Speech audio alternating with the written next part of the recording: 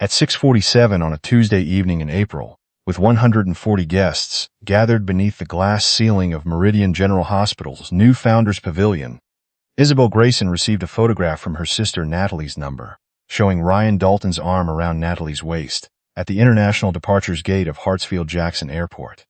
No caption accompanied it. None was required. Ryan's expression in the photograph was relaxed in the particular way Isabel had spent 4 years mistaking for calm. Natalie wore the Cartier watch Isabel had given her for her 30th birthday, the one Natalie had admired in a magazine and said she couldn't afford. Behind them, a departure board showed Flight B287 to London boarding in 20 minutes. The atrium around Isabel held 140 people who had come to witness Grayson Design Group sign the 10-year accessibility contract with Meridian Health Systems, the largest agreement in the firm's 8-year history. Caterers moved between clusters of hospital board members and city council representatives. A string trio played near the entrance. The hospital's chief executive, Declan Hart, stood at the far end of the room reviewing something on his phone. Ryan had texted 7 minutes earlier to say he was parking. The airport was 40 miles from the pavilion. A second message arrived from his number. Natalie is having a breakdown. I had to help her. Don't create a problem tonight. Tell them I got caught in traffic, and you'll introduce me when I arrive. Isabel read the message twice. 4 years of mornings, arguments, the Sunday drives along the coast, where Ryan had told her she was building something that would matter. All of it existed alongside this sentence, and somehow neither canceled the other out. She was aware of that doubling, for exactly 12 seconds. Then she put her phone in her clutch and crossed the atrium. She found Miles Okafor near the bar, her operations director holding a glass of sparkling water and reviewing the evening's run sheet. I need 5 minutes before the signing, she said. Hold the room. Miles studied her face. He had worked with Isabel since Grayson Design was operating out of a shared office above a dry cleaning shop. He did not ask why. He nodded and moved toward the event coordinator. Isabel stepped into the corridor behind the pavilion and called Sandra Yoon, her attorney. Sandra answered on the second ring despite the hour. I think Ryan is on his way to London with my sister, Isabel said. I also think I need to know what he has access to before tomorrow morning. A pause. Tell me everything you know right now, Isabel told her. While she spoke, a third photograph arrived. Ryan and Natalie standing in a duty-free shop, Natalie holding up a bottle of champagne. Both of them smiling at the camera. Natalie must have propped against a perfume display. They had planned it. Planned the photograph. Change the system passwords before you go back in that room, Sandra said. Payroll and client files first. Call me the second the event ends. Isabel did it from her phone in the corridor, using the admin panel she had rebuilt. After the company's server migration 2 years ago, the one Ryan had complained was unnecessarily complicated. It had taken her 8 minutes to design it. It took her 3 to lock him out of every account attached to Grayson Design Group. Then she walked back into the atrium, picked up a glass of water from a passing tray, and asked the event coordinator for the microphone. The room gathered itself. Board members turned. City representatives lowered their drinks. Declan Hart looked up from his phone. Thank you all for being here tonight, Isabel said. Ryan Dalton will not be joining us this evening and will no longer be representing Grayson Design Group in any capacity. The signing will proceed as planned. Our team is fully prepared, and I'm grateful for Meridian's confidence in our work. Shall we begin? There was a beat of silence that stretched just long enough for people to decide how to fill it. Most chose to begin moving toward the signing table. Declan Hart remained where he stood. He watched Isabel cross the room the way someone watches a structure, after realizing the assessment they'd been handed was wrong. Not with alarm, but with recalibration. He reached her while the signing documents were being arranged. I'm sorry this is where you are tonight, he said. I'm exactly where I intend to be, Isabel replied. Is there something you need to tell me before we sit down? He looked at her steadily. Ryan called my chief of staff on Monday. He said your proposal had been withdrawn and that Grayson Design was transitioning out of the healthcare sector. He offered to connect us with a firm called Dalton Integrated Solutions. The name did not exist in any registration she had ever signed. That's his LLC, she said. I assumed it was. My team went back to your original proposal. The work spoke for itself, so we moved forward. I wanted to tell you in person before the evening ended. Isabel was quiet for a moment. How long have you known? Since Friday. Why didn't you call me? Because I wanted to see what you would do tonight. Not because I doubted you. Because I needed to know whether you already knew. It was a harder answer than sympathy would have been. It was also the honest one. And now, she said. Now I know, he gestured toward the signing table. After you. The documents were clean. Isabel signed her name the way she always had, with the small, precise loop that Ryan had once called her architect's signature. Too controlled, he'd said. She had agreed to look into relaxing her handwriting and had never done it. She understood now that the loop had never been the problem. She called Sandra from the parking garage at 9:15. There's a transfer request pending, Sandra said. $380,000 to a company called Westbrook Creative. The banking hold saved you. It was above the automatic approval threshold. Natalie's consulting firm. Natalie had incorporated Westbrook Creative 8 months ago and described it as a branding business. Isabel had paid several invoices without examining the deliverables. She had assumed that a sister who borrowed money and returned it, who called every week, who asked to be involved in everything, was simply ambitious. Miles found something else, Sandra continued. Ryan created a vendor account for Westbrook inside your project management system 6 weeks ago. He approved invoices under his own authorization. The total paid out is $160,000. $160,000 over 6 weeks. $500,000 built on a scaffolding of family trust, and Isabel's own curiosity about what the people she loved were doing with her work. Freeze all Westbrook transactions, Isabel said. I want the bank to flag anything connected to Ryan or Natalie going forward, and get Miles to pull the full invoice history. She drove home to the apartment she had bought, with the advance from Meridian, and sat at her kitchen table, without turning on the lights. The skyline came through the windows in orange and white. She had chosen this apartment because the kitchen window faced east and caught morning light at the angle she needed to review elevation drawings.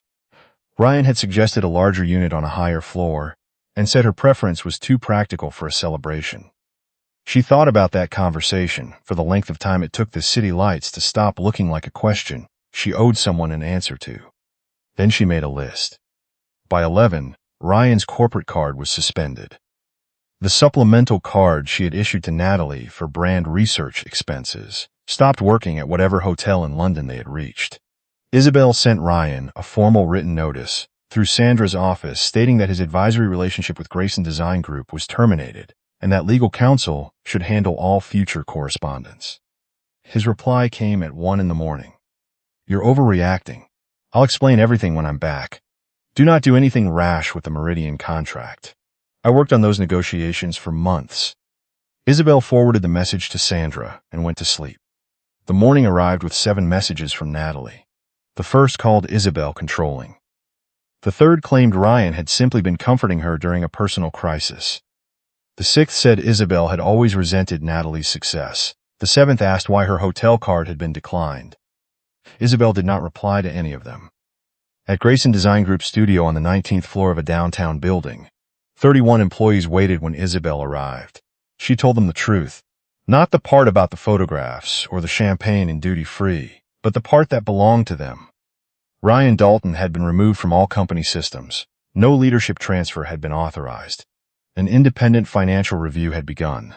Meridian had confirmed its contract. Active projects would continue. There is going to be gossip, she said. I don't expect anyone to manage it on my behalf. If you received unusual instructions from Ryan in the last 6 months, I need to know. Bring it to Miles directly. Don't edit anything. Don't delete anything. Kira Moss, the firm's lead structural consultant, raised her hand. Did we lose the Meridian contract? We signed it last night, Isabel said. We are building it. The shift in the room was immediate. People exhaled, pencils moved. Kira nodded once and sat back down. By afternoon, the financial picture was clear enough to be nauseating. Ryan had submitted invoices on Natalie's behalf for services categorized as strategic communications and stakeholder engagement, none of which appeared in any project file. He had told the firm's senior project manager that Westbrook was an approved vendor under a verbal agreement with Isabel. No such agreement existed. More damaging, inside the firm's employment records, Miles found a document titled Executive Transition Authorization. It bore Isabel's electronic signature. If valid, it would have transferred managing director status to Ryan 30 days after their marriage, with authority over all contracts, personnel, and vendor agreements. Isabel had never seen it. The signature metadata shows it was generated from Ryan's home office computer, Sandra said. This is forgery, and it only becomes effective upon marriage. Which hasn't happened, Isabel said. Which hasn't happened. Your original shareholder records show no transfer. This document is blocked. But I want him to believe it's still pending. Isabel spent 40 minutes considering the risk. Then she agreed. Sandra sent Ryan a brief neutral notice, stating that internal governance documents were under routine post-event review. No accusation, no inventory of what Isabel knew. Ryan's response arrived 6 hours later. About time. Make sure the transition paperwork gets processed correctly. I'll be back Thursday and we can sit down with the team. He thought the wedding was rescheduled. He thought Isabel's first instinct under pressure was still to protect the version of him she had once believed in. She was done performing that service. Declan called Wednesday morning and chose his words carefully. Ryan contacted my chief of staff again, he said. He's claiming you had a mental breakdown at the signing ceremony, and that Meridian's legal team should pause the agreement pending psychiatric evaluation. He sent a letter on clinic letterhead. My team ran the signature against public records. The clinic director has no record of treating you. The signature was copied from their website. Preserve everything, Isabel said. Ask him in writing whether he obtained my written consent to disclose medical information. You want him to answer? I want him to commit to his lie in writing. Ryan answered within an hour. He stated that Isabel had signed a broad privacy release during their wedding planning, and that he remained her designated health representative. He cited the executive transition authorization as his evidence. The document he used was the forgery. He had now sent it to a third party and claimed it conveyed medical authority it did not contain. Sandra called the clinic. The administrator confirmed in one paragraph that they had never treated Isabel Grayson and that the letter was fabricated. The clinic's director contacted Meridian's board directly. Sandra sent the confirmation to every party who had received Ryan's original accusation. The campaign ended as quickly as it had begun. On Friday morning, Ryan appeared in Grayson Design's lobby, with the expression Isabel recognized from every difficult conversation they had managed to not quite have. He told the receptionist he was there to collect personal items and review project files. The receptionist had attended last Tuesday's event. She told him, politely, that only authorized personnel could access project files. Isabel met him in the lobby with Miles and Sandra on a conference call through her earpiece. You can send a written inventory of any personal property you believe is here, she said. Miles will make sure it reaches you. We can fix this. He dropped his voice to the register he used when he needed a room to feel like a private conversation. You're acting from a place of shock. I'm acting from a place of documentation. I helped grow this company. You approved 6 months of false invoices and forged my signature on an executive transfer document. Those aren't contributions. Those are charges. He said nothing for a moment. Then, Natalie designed the invoices. She set up Westbrook and told me it was a legitimate arrangement. You approved the invoices with your own login. She was manipulating me. She told me you'd agreed verbally. You can make that case to your attorney. He left. Natalie's campaign was more public. She posted photographs from London, with captions about choosing honesty and releasing relationships built on control. When followers asked about the canceled wedding, she deleted the questions. When enough were deleted, she turned comments off entirely and gave an interview to a lifestyle publication framing the situation as her escape from a toxic dynamic with an older sister who had weaponized success. The interviewer asked whether Natalie had been at the airport with her sister's fiancé on the night of the signing ceremony. Natalie said she had been in crisis and that Ryan had helped her reach safety. The next question was whether a vacation to London constituted a medical emergency. That interview ran in its complete form. Declan came to the studio 2 weeks after the signing to review the first phase of Meridian's accessibility specifications. He arrived without an entourage, studied Kira's elevation models for 40 minutes, and asked one question about the placement of tactile floor guidance strips that Isabel had not fully resolved. You could run them parallel to the natural walking path, he said, or angled toward the destination. Which one did the patients in your trial feedback prefer? Parallel. Angled created a secondary decision point that slowed people down. Then parallel it is, even if it costs more to install.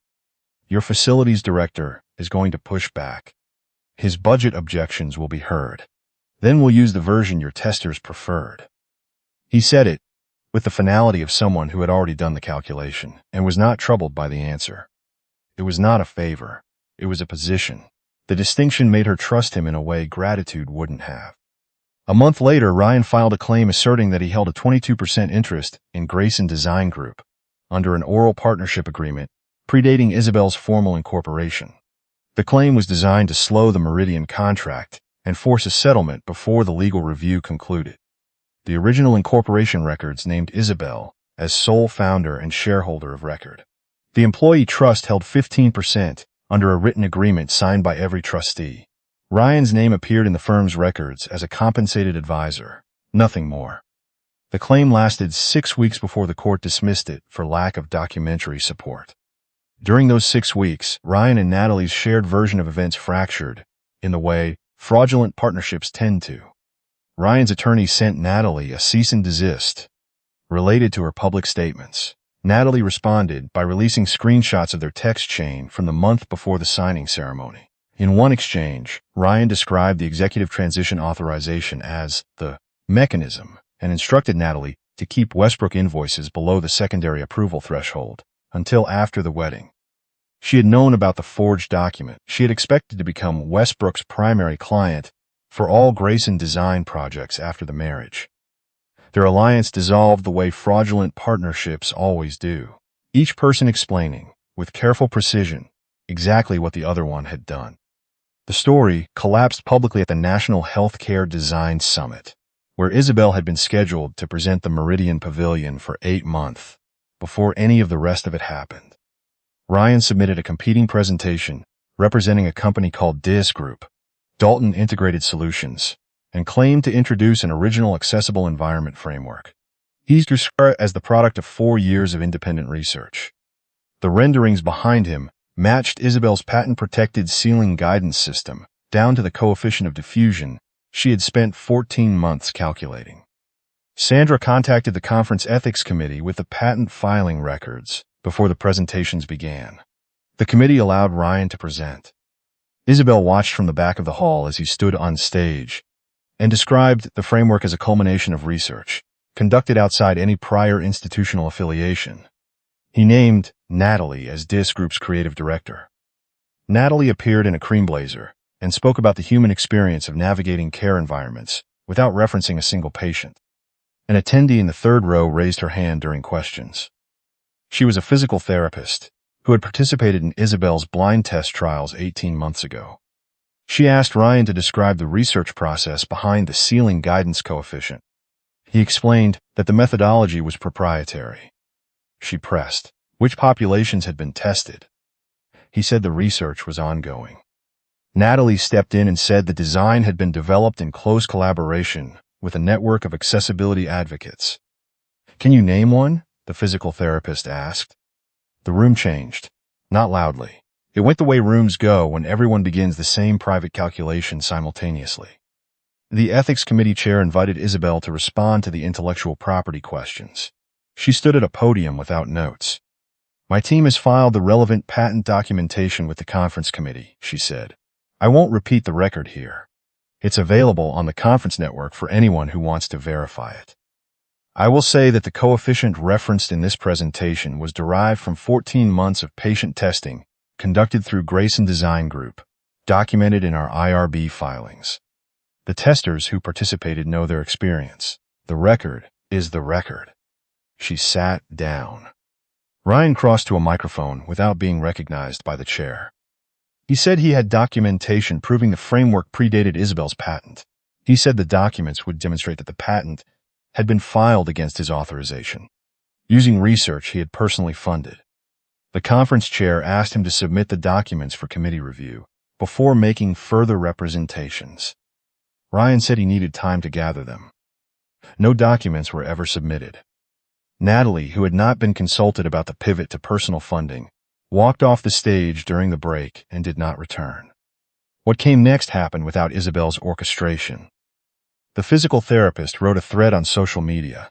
3 of her trial cohort members responded. A hospital journal editor, who had reviewed one of Isabel's early accessibility papers, shared the original record. By morning, DIS Group had no investors, no venue, and one former creative director giving interviews about how she had been misled about the research process.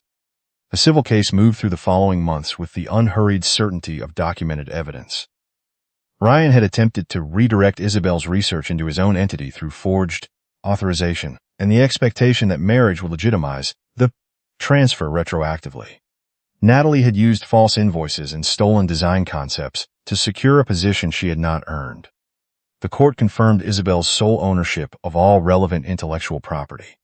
Ryan's personal accounts, the London apartment he had leased against inflated projections, and the DIS Group registration were dissolved in the settlement.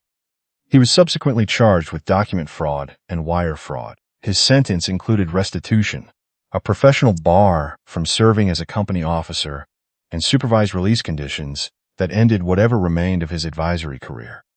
Coadley with investigators and avoided prison. She faced a civil restitution obligation and probation. Westbrook Creative ceased operations. She returned to their parents' house in Marietta and found administrative work at a small freight company. Isabel did not celebrate the sentencing. She attended the hearings that required her presence, answered the questions directed at her, and returned to the studio.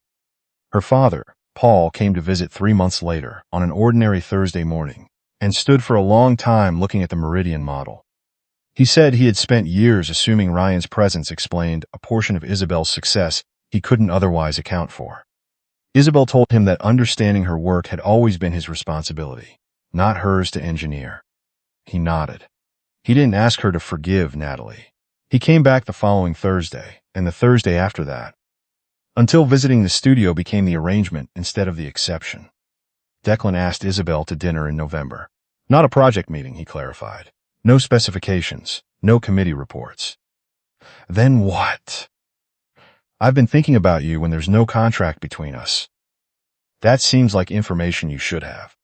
She thought of the atrium in April, of Ryan telling her that her kitchen window preference was too practical for a celebration, of the 12 seconds it had taken her to stop holding 2 things at once and simply act. One dinner, she said, and the first time you make a decision for me because you think your position gives you that right, there won't be a second. That seems like an efficient arrangement. Their first dinner lasted almost 3 hours. He did not send flowers she hadn't requested or call contractors she hadn't approved. When photographers noticed them at a concert 2 months later, he offered to have his communications team issue a statement. Isabel declined. A photograph of 2 adults at dinner required no corporate explanation. Ryan submitted his own explanation through a contact at a trade blog, claiming Declan had exploited Isabel's instability to acquire proprietary research. The blog published it without corroboration. Grayson Design's legal team sent a documented correction. The post was removed within 48 hours. Isabel did not issue a public statement. She updated the firm's intellectual property page. The record answered him. Their relationship became visible, in the way things become visible when neither person hides them. Declan met the employee trustees at a firm open house and spent most of it being corrected by Kira about load-bearing analysis. Isabel attended a dinner with his board and challenged a procurement plan that relied on a vendor with an open OSHA complaint. The vendor was reviewed. A different supplier was selected. Neither outcome required Declan's affection, only his willingness to let the process work. 11 months after the signing ceremony, the Meridian Founders Pavilion opened its first completed wing. Isabel stood inside the accessibility suite, while a group of occupational therapists ran patient simulations. One of the ceiling guidance panels flickered under a specific lighting condition she had not tested for. The site manager started to apologize. "Mark it and replicate it," Isabel said. "If the test environment never fails, it isn't a real test." Declan was in the doorway. He had recused himself from all Meridian contract decisions involving Grayson Design once their relationship became formal, not because anyone required it, but because he had proposed it to the board before they raised it. The independent committee that replaced him had rejected one of Isabel's proposed material upgrades. She had revised the proposal. They had approved it. The project had continued. He waited until the therapist moved to the next room, then handed her a small paper bag. Inside was a rosemary plant in a ceramic pot, the kind that fits on a kitchen windowsill. "This is either symbolic or a cooking instruction," Isabel said. "Both, probably." She turned it in her hands. The pot was heavier than she'd expected. "You've been waiting to ask me something." "The pavilion opened today," he said. "I didn't want the contract in the room when I asked." Isabel looked at him. The man standing in front of her had come to a signing ceremony for her work and stayed when everything else fell apart. He had never asked her to be grateful for believing what was demonstrably true. He had never suggested that her precision made her difficult to love. "Ask," she said. "Do you want to build a life with me that isn't structured around what either of us can offer the other?" He did not kneel. He did not hold a box. The question was larger than both of those gestures, and quieter than either of them needed to be. "Yes," she said. "But I want a real agreement before any announcement. Separate property, no corporate crossover, and no surprise ceremony." I would have been disappointed by anything less. They spent 2 months reviewing the prenuptial agreement, each with their own counsel. Isabel retained Grayson Design Group, her apartment, and the residential trust her grandmother had established. Declan retained his holdings.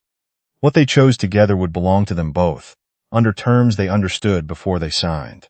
Neither received authority over the other's professional decisions or business accounts, through marriage alone. The process was not romantic in the way Ryan had once implied romance should look. It was honest in a way that turned out to be better. Declan proposed formally on a Tuesday afternoon at the pavilion's brass reception counter, Isabel's design. He knelt. He held a ring with a pale green tourmaline she had selected with him from a jeweler they visited together. Neither of them pretending surprise was the point. "Isabel Grayson," he said, "I came to your firm's signing ceremony because I believed your proposal. I stayed because of what you did next. Will you choose me now?" "I choose you." They announced the engagement after signing the prenuptial agreement and filing the marriage license with the county clerk. Both of them present, both answering the required questions, both signatures witnessed in person. No document hidden in a binder, no retroactive authorization. Nothing that required trusting a version of events over a legal record. They married on a Saturday morning in late spring, with 40 guests in the completed pavilion before it opened for the day. The list included the Grayson Design trustees, several of Declan's operations managers, Sandra Yoon, Miles Okafor, and the occupational therapist who had helped test the accessibility suite. Isabel's parents came individually. Natalie was not invited. Carol had asked the week before whether Natalie might attend as an observer.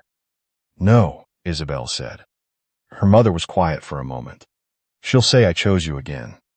You can come to my wedding or stay home to manage her feelings. That's the choice." Carol came to the wedding. Isabel wore a pale linen dress and carried a small bundle of rosemary from the windowsill plant. She entered the pavilion alone. Halfway across the old terrazzo floor, Paul stepped forward and offered his arm without speaking.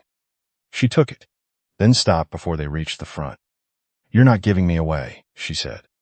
"I know," Paul said. "I'm just walking beside you." She kissed his cheek and crossed the last 30 feet on her own. Declan waited at the lowered section of the brass reception counter. The section Isabel had redesigned from the original hospital plans so that seated guests and wheelchair users could check in without approaching a barrier. He wore a dark gray suit and the same expression he'd had the night of the signing, when the room had rearranged itself around him, and he had simply stood still and waited to see what she would do. They exchanged vows they had written without consulting each other.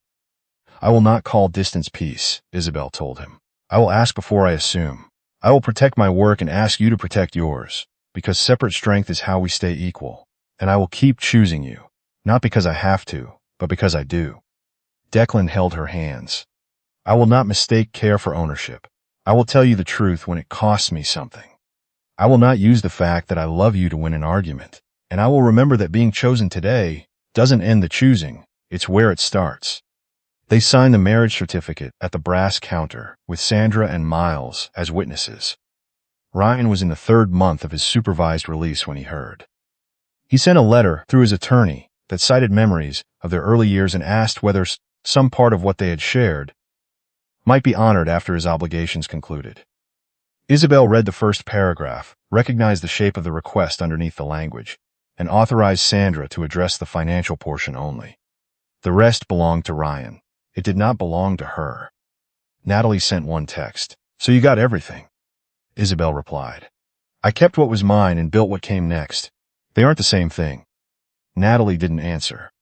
6 months into their marriage, the pavilion hosted its first patient advocacy conference.